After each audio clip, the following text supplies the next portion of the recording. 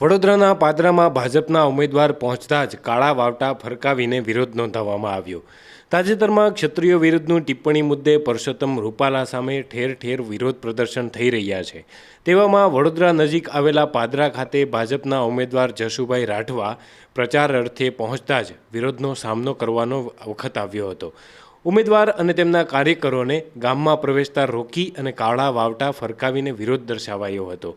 આ દરમિયાન એચએલએ ચૈતન્યસિંહ ઝાલાની વાત પણ તેઓએ સાંભળી ન હતી। આખરે પોલીસે સ્થળ પર દોડી જઈ અને પરિસ્થિતિ સંભાળી લીધી હતી।